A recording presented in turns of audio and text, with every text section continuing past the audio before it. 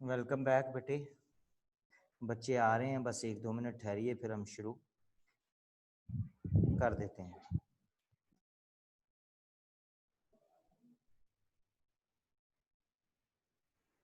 बस बच्चों को एडमिट कर लें, फिर शुरू कर देते हैं। सब बच्चों से पहले भी एक दफ़ा रिक्वेस्ट की गई है कि बेटा आप टाइम पे क्लास में आने की कोशिश करें। टाइम पे आएंगे तो फिर बेहतर हो जाएगा काम।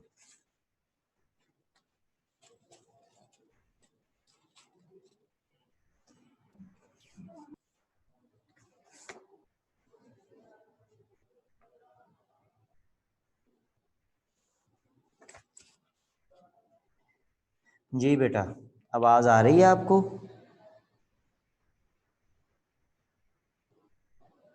मरियम बेटा, आप अपना अनम्यूट कीजिए और बताइए आवाज़ आ रही है?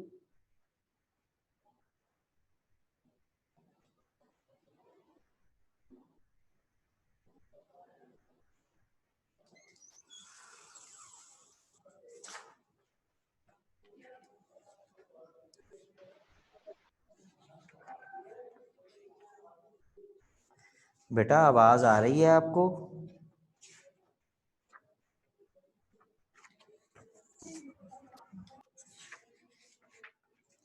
कोई बच्चा बताए आवाज़ आ रही है? यस सर, आ रही है। चलें, ठीक है बेटा, ठीक है बेटा, ठीक। अच्छा जी, क्वेश्चन आंसर्स की बात जहाँ तक है वो हम बना के तो ले आए हैं। आपको इनको दिखा, कल भी हमने दिखाए थे आपको, हम बना के ले आए हैं। अब ये क्वेश्चन जो हैं ये आपको एकेडमी वाले जो हैं वो या तो अपलोड कर देंगे या आपको हार्ड कॉपी दे देंगे। दोनों में से जो बात उन्हें बेहतर लगी वो कर देंगे। क्वेश्चंस हमने कल आपसे के साथ पढ़ लिए थे, थोड़े से रह गए थे। उन क्वेश्चंस को भी हम देख लेते हैं कि वो कौन कौन से क्वेश्चंस हैं जो रह गए थे। उसके बाद we'll switch towards the grammar portion। Grammar portion की तरफ हम फिर बढ़ेंगे। ग्रामर पोर्शन में कौन कौन सी चीज़ें हमने पढ़नी है। बस 1 मिनट ठहरिए ज़रा, चीज़ें आगे पीछे कर लूँ। अच्छा, एंड पे मल्टीपल चॉइस क्वेश्चंस भी आपको दिए जाएंगे। क्वेश्चंस हमने बनाए हैं एमसीक्यूज, उन एमसीक्यूज को आप लोग फिर रिस्पॉन्ड भी करेंगे, so that the whole lesson should be covered properly. सब चीज़ें उसमें आपको आ जाएं, पता लग जाएं कि कौन कौन सी चीज़ें हैं। जी बेटा, लैंग्वेज स्टडी से स्टार्ट हमने लेना है। क्वेश्चंस हमने जैसे आपको पहले बताया कि will be given to you through soft copy और थ्रू हार्ड कॉपी। ये अब एकेडमी वालों ने डिसाइड करना है। बहरहाल हम जो है वो दोनों चीज़ें बना के ले आए हैं, आज हम उनको दे देंगे। हम दोनों बना के ले आए हैं, आज उनको हम दे देंगे तो आपको मिल जाएंगे। और फिर जैसे ही आपको ये मिलते हैं तो then we will read it out, because reading बेटा इसलिए इम्पॉर्टेंट है इन क्वेश्चंस की, because I have typed all the responses. तो हो सकता है वहाँ पे कुछ स्पेल एरर हो जाए, कहीं फुल स्टॉप लगा रह जाए, कोई और कोई इशू हो, कैपिटलाइजेशन का इशू हो, पंक्चुएशन का इशू हो, तो हम उसको रीड आउट कर लेंगे। रीड आउट करने का फ़ायदा ये होगा कि अगर if there is any mistake it would be corrected. वैसे हमने इसको एक दफ़ा देखा है, गो थ्रू किया है, हमें तो कोई मिस्टेक नज़र नहीं आई। लेकिन समटाइम्स ये होता है कि बंदा किसी कैफियत में होता है तो गलती रह भी जाती है बंदे से, इसलिए हम उसको प्रॉपर तरीके से एक दफ़ा रीड आउट कर लेंगे। तो that is how question answers will be given to you.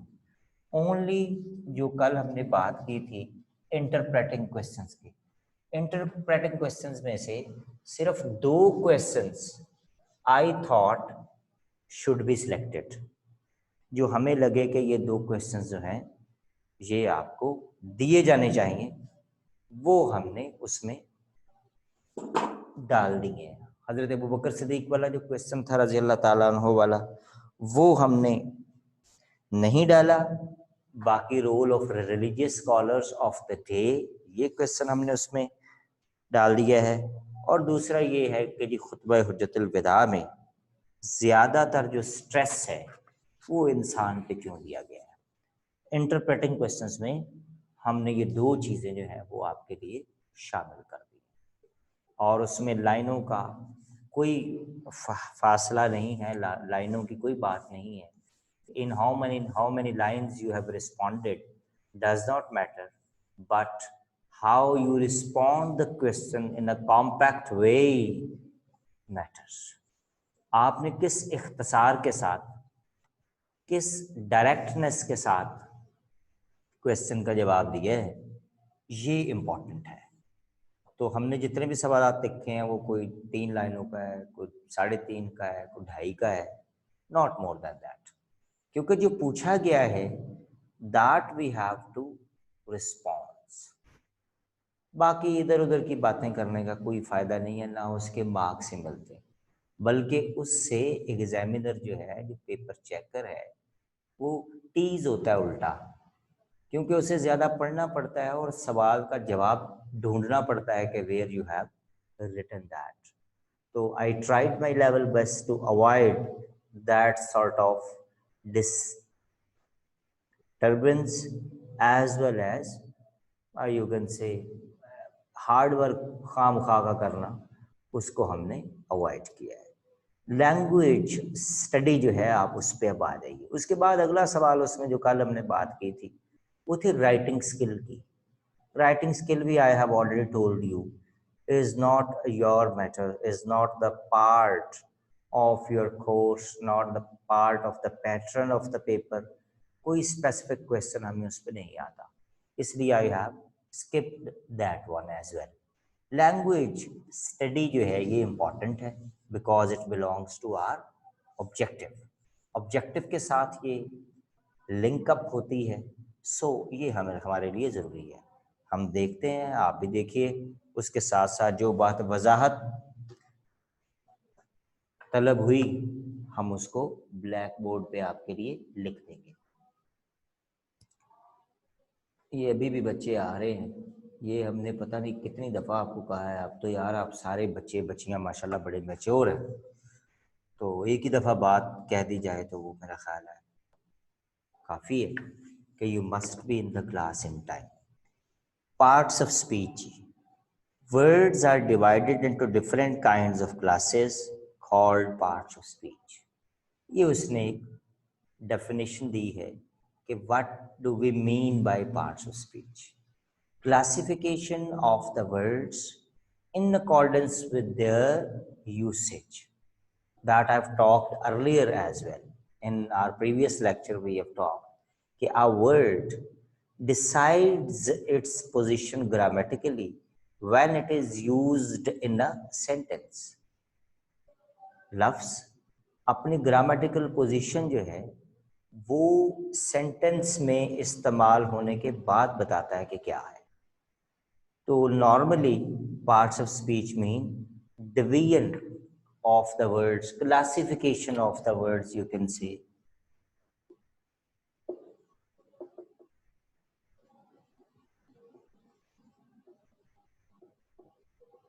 Classification of words in accordance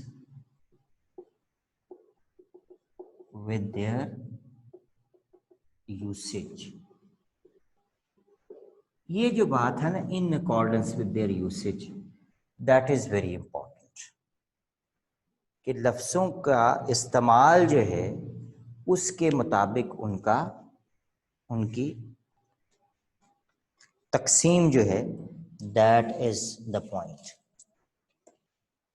Classification of words according to their usage या in accordance with their usage को हम parts of speech कहते हैं। ये marker थोड़ा सा dim है, मैं दूसरा भी लिए, that is called parts of speech. उनको पार्ट्स ऑफ स्पीच कहा जाता है classification of words in accordance with their usage. Next देखते हैं इसने क्या कहा है। In according to the work they do in the sentence. अब different words, different sentences have been used to convey the similar message. And what is the similar message? In accordance with their usage. लफ्ज़ों की classification उनके इस्तेमाल के लिहाज से जो की जाती है, that process is called parts of speech. उस प्रोसेस को हम parts of speech कहते हैं। कहते हैं जी the parts of speech are 8 in number. 8 parts of speech अब हमारे पास है। Some grammarians termed there are 9 parts of speech, but most of the grammarians are agreed upon it कि there are 8 part of speech. ज्यादातर grammarians यही कहते हैं कि जी 8 पार्ट्स ऑफ स्पीच है। The first one noun, adjective, pronoun, verb, adverb, preposition, conjunction and interjection। 8 उसने हमें गिनवाए हैं। And to now onward we will discuss each part of speech in a brief way। मुख्तसरन इस पे हम बात कर लेंगे कि नाउन बेसिकली क्या होता है। In a simplistic way, all the whole universe is noun। अगर कोई मुझसे पूछे तो मैं सिर्फ एक ही बात करूँ कि जी पूरी कायनात जो है ये नाउन है। Everything existed in the universe is called noun। कायनात में चांद, सितारे, खुदा, पैगंबर, जन्नत, दोज़ख, समंदर, समंदर से नीचे जो भी चीज़ें पाई जाती हैं और इस कुर्रा अर्जी पे जो कुछ भी मौजूद है, ऑल आर नाउन। ये क्या साहब कहते हैं? A noun is a word used as the name of a person, place और थिंग एज। आगे हमने कुछ मिसालें, आप कुछ मिसालें देख रहे होंगे।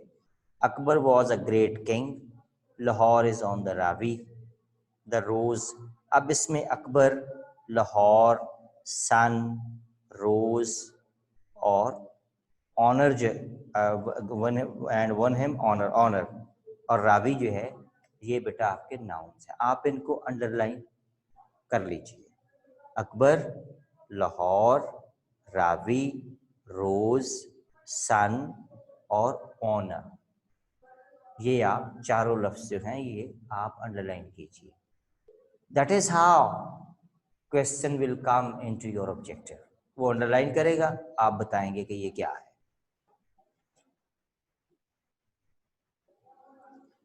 द वर्ड थिंग्स, अब वो उसी की एक्सप्लेनेशन कर रहा है जो उसने डेफिनेशन दी है आपको, उसकी भी एक्सप्लेनेशन कर रहा है। We need not to go into it and waste our time because I have already told you that the whole universe is noun. पूरी कायनात जो है वो नाउन है, लिहाजा स्किप इट। एडजेक्टिव पे आप आइए कि एडजेक्टिव क्या होता है। Is a word used to add some meanings to a noun। Noun के मीनिंग में जब कोई चीज इजाफा करती है, यानी हम कहते हैं table, pig, table, cat. Cat एक नाउन है।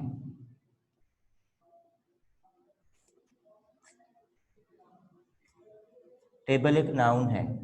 अगर हम इसके साथ ब्लैक लगा दें और इसके साथ बिग लगा दें तो these words will be termed as adjectives। Why adjectives? Because they are adding meaning to a noun। ये नाउन की मजीद वजाहत कर रहा है कि कैट किस कलर की, मेज कितना छोटा है, बड़ा है, दरमियाना है, क्या है। और एडजेक्टिव को यहीं पे आप स्लैश डाल के जहां एडजेक्टिव लिखा हुआ है उसके या आगे जहां डेफिनेशन मुकम्मल होती है वहां पे विद इन ब्रैकेट आप इसको मॉडिफायर भी कह सकते हैं। मॉडिफायर समझ आ रही है बेटा आपको?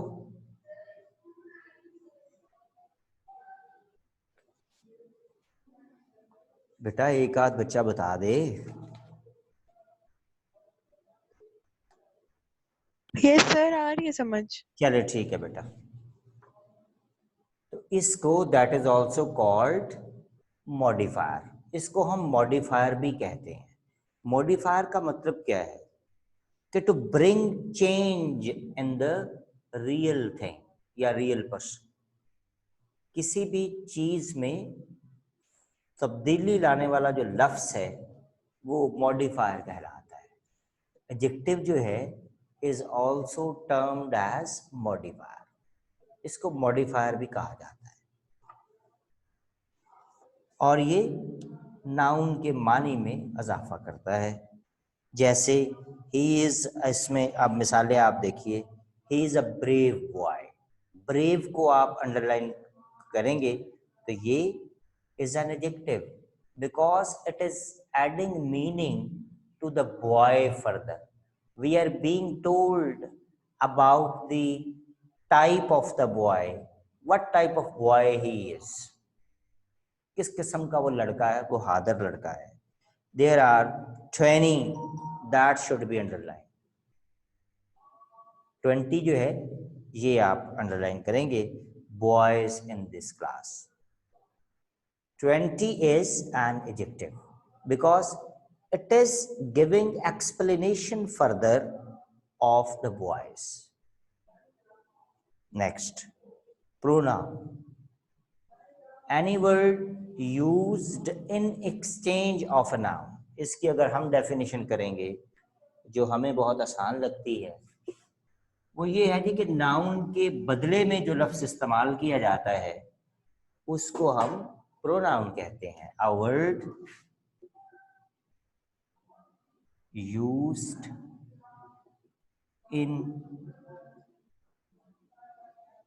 Exchange of a noun. In exchange of a noun, ये है असल बात।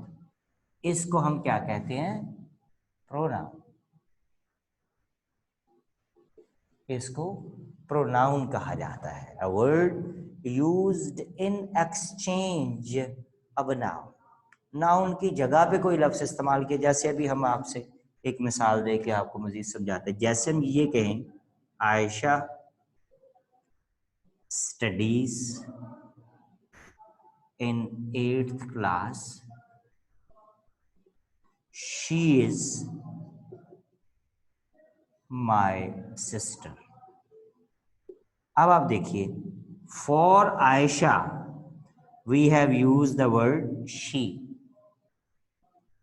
She has been used in exchange of a noun that is Aisha. Ayesha की एक्सचेंज में, आयशा के बदले हमने उसके लिए जो वर्ड यूज किया है वो she है। That she is called pronoun. इसको प्रोनाउन कहा जाता है। मेरे ख्याल में बहुत छोटा हमने लिख दिया, थोड़ा सा हम बड़ा करके लिखते हैं। That is termed as pronoun. तो ये जो she है that would be called pronoun because that has been used in exchange of a noun. noun की जगह इसको इस्तेमाल किया गया है। नेक्स्ट हम इसमें देख लेते हैं ये क्या कहता है। इंस्टेड ऑफ अ नाउन कहिए, in exchange of a noun कहिए, एक ही बात है। जैसे इसने यहाँ पे एग्जाम्पल में देखिए असलम की जगह ही इस्तेमाल किया है इसी एग्जाम्पल में। आगे बुक्स की जगह देम इस्तेमाल किया, them. Them is a pronoun. Objective case of a pronoun इसे कहा जाता है। लेकिन जब वो हम डिटेल में प्रोनाउन की जाएंगे तो then we will discuss the different cases of the pronoun as well as different types of the pronoun. फिर हम उसकी टाइप्स वगैरह को भी देख लेंगे और केसेस वगैरह भी देख लेंगे। Right now them is a pronoun, and if we specify the case of pronoun, then it would be termed as objective case.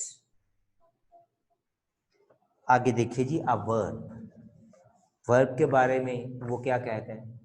हम ये कहते हैं, वैसे हमारी जो अपनी अंडरस्टैंडिंग है वो ये कि verb is an action, it may be active, it may be passive. Verb active भी हो सकता है, पैसिव भी हो सकता है। जैसे आप देखिए कि she was cooking the vegetable. अब जो कुकिंग वर्ड लगा है, कुकिंग अब यहाँ पे एक्टिव है कि वो पका रही है सब्जी। और अगर इस तरह हो जाए कि vegetable is being cooked bye हर, अब जो वर्ड कुक्ड है ये आपका पैसिव वर्ब है। तो normally verb is basically an action that may be passive और मे बी एक्टिव। वो एक्टिव भी हो सकता है, पैसिव भी हो सकता है। हमारी नजर में वर्ब की डेफिनेशन ये है।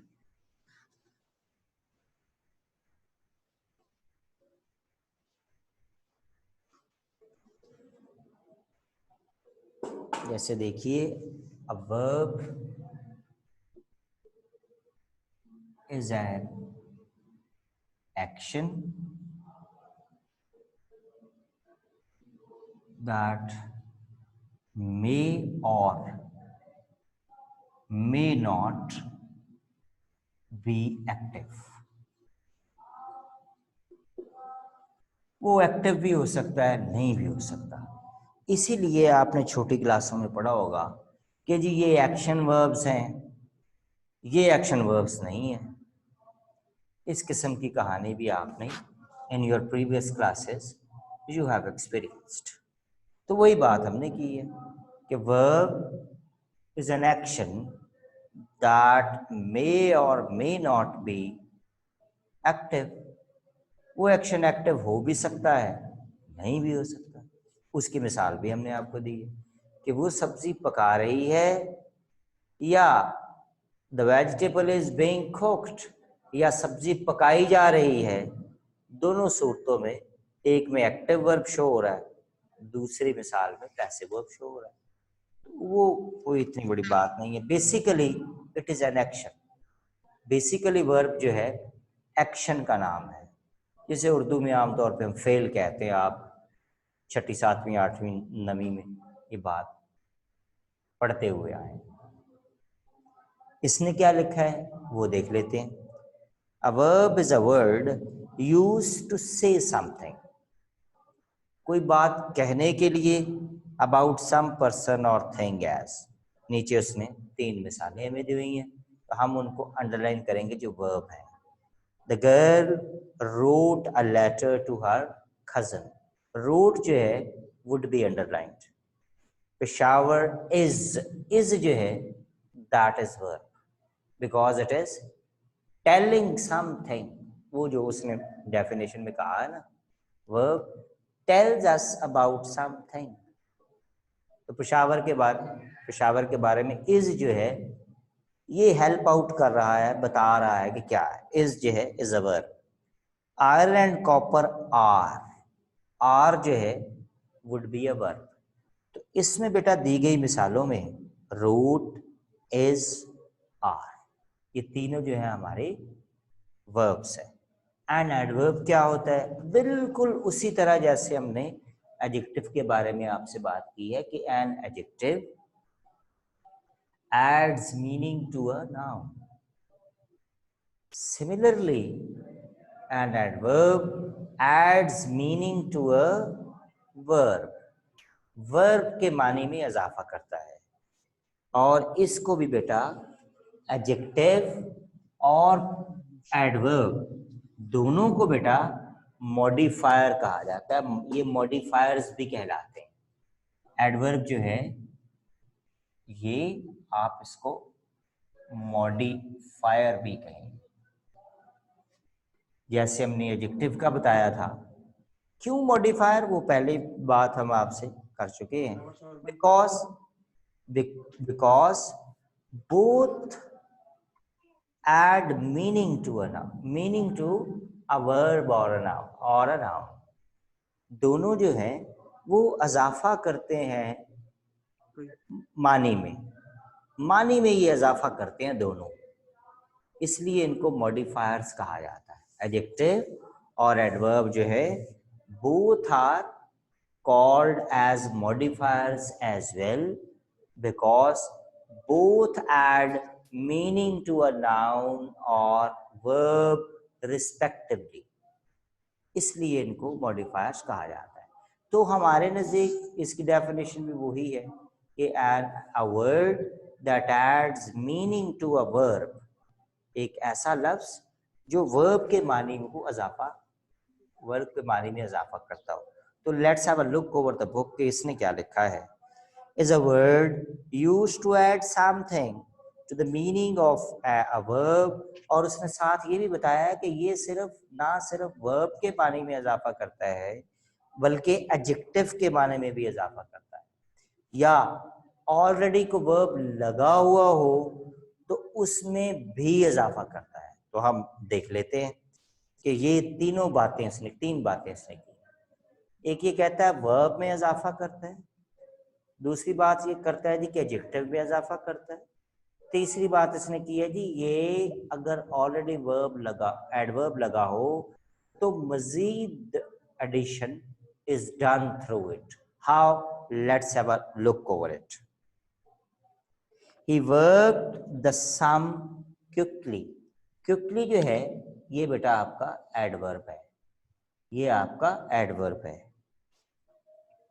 अब इसमें इसने सिर्फ किसके मानी में इजाफा किया है?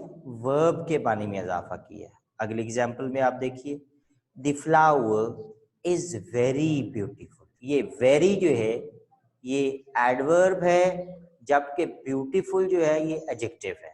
तो दूसरी बात ये हो गई। डेफिनेशन में उसने तीन बातें की। पहली उसने कहा कि जी it adds meaning to a verb, उसकी मिसाल हमने देख ली क्विकली के हवाले से। Then he says it adds meaning to an adjective, that example we have seen experienced right now. Beautiful adjective है और वेरी जो है वो एडवर्ब है। तीसरी बात जो उसने की है उसके लिए हम देखते हैं आगे वो क्या करता है। She pronounced the word quite correctly।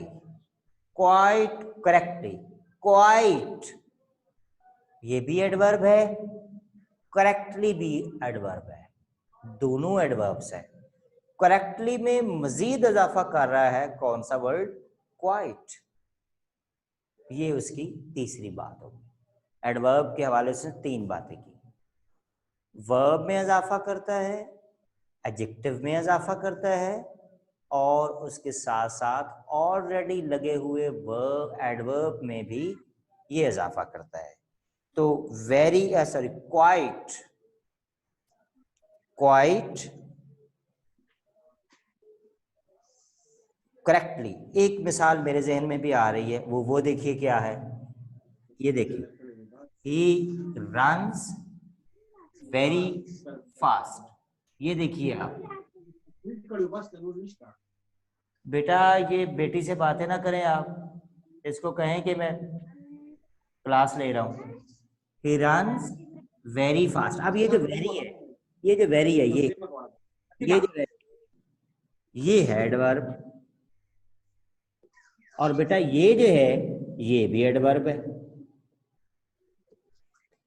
दोनों एडवर्ब है।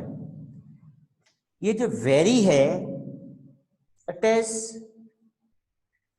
intensifying or explaining or adding meanings to an adverb further। इसमें ये वेरी जो है ये मजीद इजाफा कर रहा है। ये मिसाल हमारे जहन में फौरी तौर पे आई तो हमने आपके साथ शेयर कर ली। तो एडजेक्टिव जो है has wide scope in its usage. अपने इस्तेमाल में इसका स्कोप जरा ज्यादा है, because it adds meaning to more than verb. ये वर्ब के अलावा भी बहुत सारी चीजों में इजाफा करता है, जिसमें हमें एडजेक्टिव की बात बताई गई है और उसके साथ साथ एडवर्ब की बात बताई गई है। तो 3 चीजों में ये इजाफा करता है। Next, a proposition. Proposition is a word used with a noun or a pronoun to show the person or thing denoted by the noun or pronouns stand in relation to something else. अब ये बड़ी लंबी चौड़ी definition इसने दी है। Simple सी बात ये है मेरा बेटा कि प्रपोजिशन जो है, प्रपोजिशन आप ये कहिए tells us about the placement of things, about the placement of things, about the situation of the things. चीजों की जगह कहाँ कहाँ है ये हमें बताता है, सादी जुबान में बात की जाए। वैसे डेफिनेशन हमने बहुत सारी देखी हैं प्रपोजिशंस के हवाले से। For last 13 years teaching to higher secondary classes and the graduate classes। पिछले 13-14 साल से हम ग्रेजुएट क्लासेस को भी और सेकेंडरी क्लासेस को भी पढ़ाते आ रहे हैं। तो बहुत सारी डेफिनेशंस हमने देखी हैं, लेकिन मुझे जो हासिल कुल जो आप कहिए, इन कंक्लूजन आप बात कहिए, इन जिस्ट आप बात कहिए, तो वो ये है कि preposition decides the placement of the things. Placement of the things को ये डिसाइड करती है, या सिचुएशन ऑफ द थिंग्स, या लोकेशन ऑफ द थिंग्स। 3 बातें मेरा बेटा मैंने की है। पहली मैंने बात की है placement of the things. Placement of things की बेटा मैंने बात की है। दूसरी बात मैंने की है लोकेशन ऑफ द थिंग्स।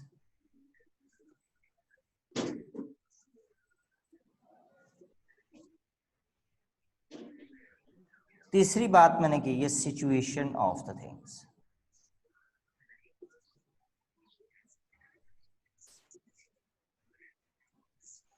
ये जो सिचुएशन ऑफ द थिंग्स है, ये ऑलमोस्ट यही बात है, ये ऑलमोस्ट यही बात है। इस सारे प्रोसेस को प्रपोजिशन कहा जाता है। इसकी हम मिसाल देते हैं आपको। जैसे हमने कहा प्लेसमेंट ऑफ द थिंग्स, जैसे हमने ये कहा प्लेसमेंट ऑफ द थिंग्स, तो इसकी मिसाल आप देखिए, put my books on the table. Put my books on the table. अब ये ऑन जो है, ये जो ऑन है, ये प्लेसमेंट बता रहा है किताबों की। ये प्लेसमेंट हमें बता रहा है किताबों की, किताबें कहाँ रखनी है।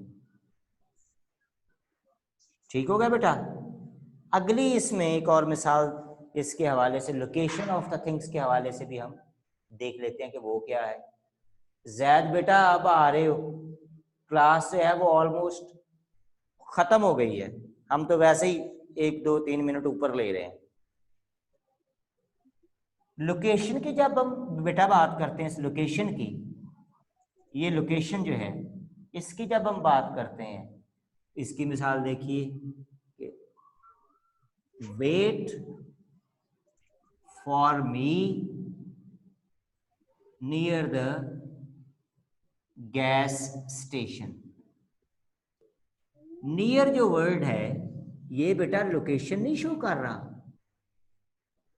कहाँ वेट करना है, लोकेशन ही तो शो कर रहा है ये।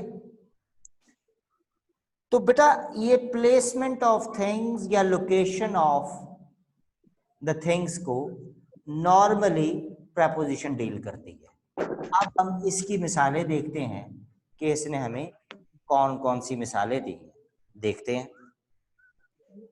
कहते हैं जी there is a cow in the garden. In in. अब ये लोकेशन बता रही है कि गाय कहाँ है। अगली एग्जांपल है बेटा, the girl is fond of music of. ये रिलेशनशिप बता रही है ऑफ, बच्ची का म्यूजिक के साथ जो रिलेशनशिप है वो शो कर रही है, fond of. a fair little girl sat under a tree। Under जो है अगेन आपको लोकेशन शो कर रही है कि जी कहाँ पे, अंडर अ ट्री है वो। तो बेटा लोकेशन, प्लेसमेंट, रिलेशनशिप, इन चीजों को प्रपोजिशन जो है वो डील करती है। बेटा जल्दी से हम अगले भी दो खत्म कर ही दें ताकि कल फिर हम एक्सरसाइज कर सकें। कंजंक्शन का मतलब होता है जॉइंट समथिंग। कंजंक्शन जो है सिंपल बात की जाए, सिंपल बात की जाए इसका मतलब है जॉइन समथिंग। बेटा आपस में बातें नहीं करें। चले बेटा ओके, बस वो आ गए सर, मेरी क्लास खत्म हो गई, कल बात करेंगे। ओके बेटा बाय।